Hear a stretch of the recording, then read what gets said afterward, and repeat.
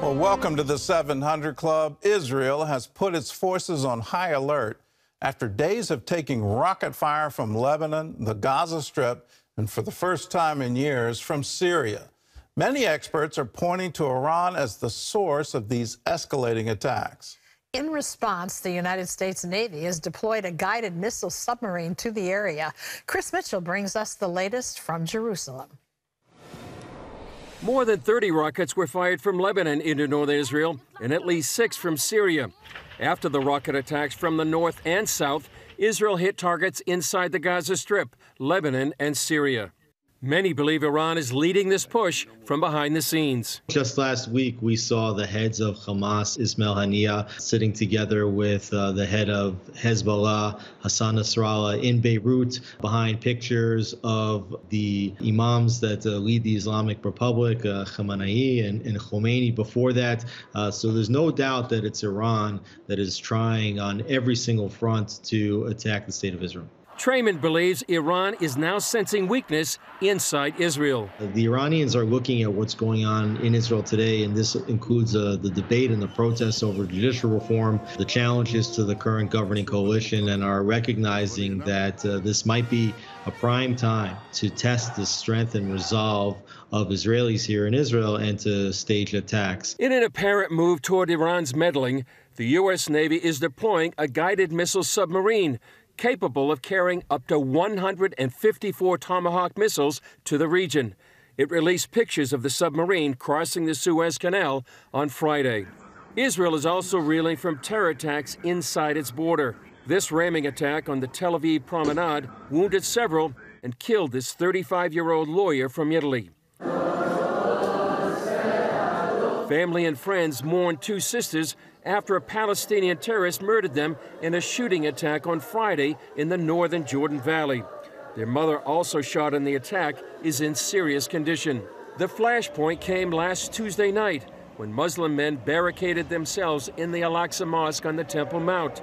Israel police negotiated with them to leave, but they refused. When the police entered the mosque, the men set off fireworks and threw stones in retaliation. And video spread throughout the Muslim world, providing the pretext to attack Israel. The escalating tension here comes as Muslims are celebrating Ramadan on the Temple Mount. Jews observe Passover with the Kohanim blessing at the Western Wall.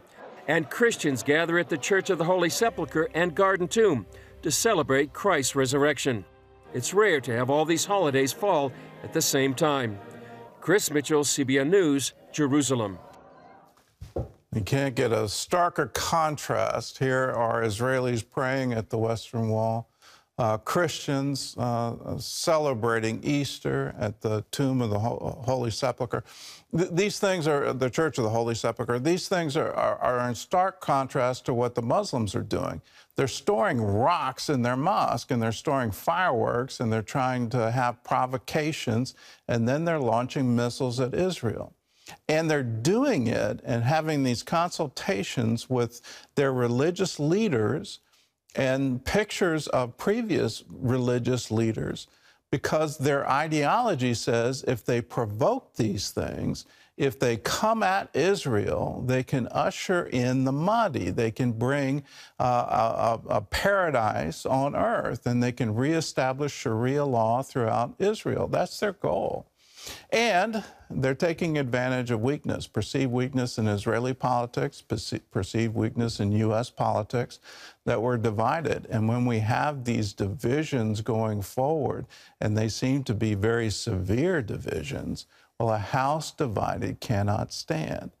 Well, let's realize that's what the Bible counsels us. Let's come together as a people, as a nation, and say, no, we stand for democracy. We stand for freedom of conscience.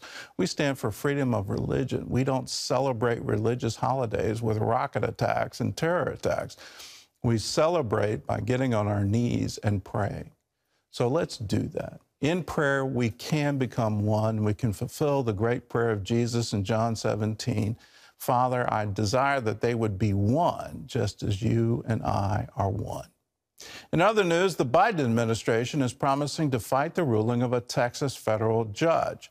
And that judge suspended the FDA's approval of the abortion pill. Ephraim Graham has that story from the CBN Newsroom. Ephraim. Gordon, the pill known as mifepristone is used in what are called medication abortions, which actually now account for more than half of the abortions in the United States. As Dale Hurd reports, the judge's decision, along with another ruling in favor of the pill, are setting off a major legal battle. The order from U.S. District Judge Matthew Kaczmarek suspending use of the abortion pill would apply to all 50 states, including those where abortion is currently legal. But the case is most certainly headed to the Supreme Court. Alliance Defending Freedom, which filed the lawsuit, says it's hopeful but knows the legal process is not over. We're happy to obtain that preliminary ruling from the district court, but we know obviously this is not the last stage and the last word on this issue, and we're ready to go to the next stage. Well, it was certainly a victory. It was one that we've been praying for some time. The Justice Department immediately filed an appeal, and Health and Human Services Secretary Javier Becerra says the White House will use every option to reverse the ban. This is not America. What you saw by that one judge in that one court in that one state, that's not America. New York Democratic Congresswoman Alexandria Ocasio-Cortez says the Biden administration should ignore the judge's ruling. What they are currently doing is engaged in an unprecedented and dramatic erosion of the legitimacy of the courts. At the same time as the decision suspending the pill, another federal judge in Washington state ruled the opposite, saying the pill must remain available.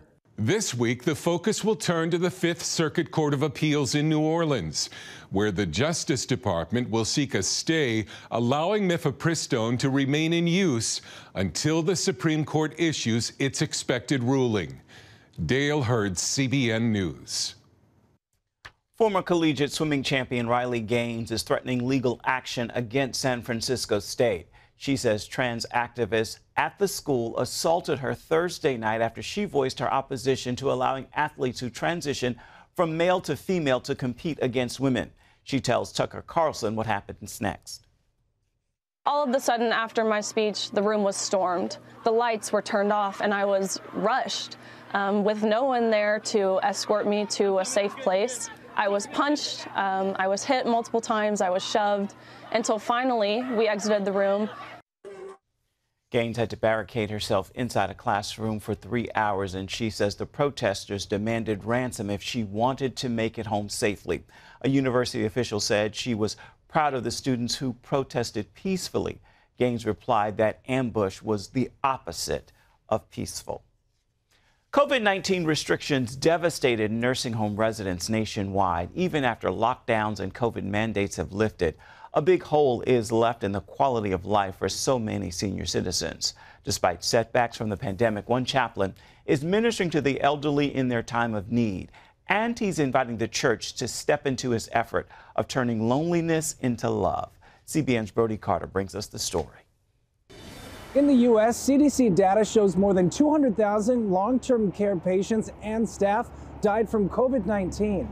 Many of them were banned from seeing family or even visitors for months.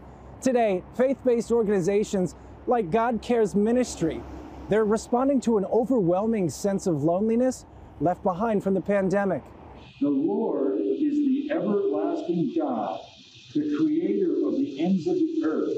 Chaplain Bill Goodrich began serving elderly communities nearly 40 years ago. His God Cares ministry seeks to find the lonely or forgotten and breathe life into them. Our primary desire is to develop caring friendships with the residents and help them find hope and peace in Jesus. This is so important that we realize that you cannot go into a government-funded facility to evangelize, but you can go in and develop caring friendships and help your friend take Jesus's hand so that he can help them and fulfill the spiritual needs that they have. The health crisis of isolation became especially clear at the height of COVID. Can we blow kisses to Gigi? We love you. Over 80% of the residents in senior care homes receive less than one visit a month. Even prior to the pandemic, they were overlooked and underserved. While the CDC put mandates in place to protect the elderly, confinement took its toll. And then when you isolate them and their primary companion is the television, there's no life in that.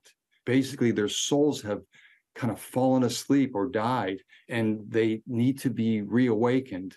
Unable to go inside, Bill brought the church to them, teaching from windowsills with big print scripture. There's also a ministry book called God Cares for You. As facilities reopen, Bill's ministry is training volunteers nationwide to help the elderly fight the isolation crisis. And until we rise up and provide this care, this spiritual care that Jesus has called us to do, they go without it. And they may die without Christ because they have died alone. Goodrich says more than 1 million people live in nursing homes and another 1 million live in assisted living facilities nationwide. Now, he also believes there's a difference between providing care and genuine care. And it starts with visiting a nursing home and sharing your time with those who are alone or forgotten. Brody Carter, CBN News. An urgent need. Gordon? Congratulations to Bill Goodrich. What an incredible ministry for 40 years, being faithful and saying, I want to extend a hand of love and compassion to those in need. And when you hear that statistic that 80% of the residents get fewer than one visit a month, you go, well, what can I do? What can I do to help? What can I do to be a part of it? It's wonderful when your eyes get open to need, because then your heart moves you and you say, yes, how can I do that? How can I be a Bill Goodrich in my community? And I would encourage you, if your heart is going that way right now, well, then get involved. And it's just simple, caring friendship for people. You'll find that the homes will be open to you, and whether you have to talk through a window or you can actually have it in person, you can go and you can be the hands and feet of Jesus extended to people in need.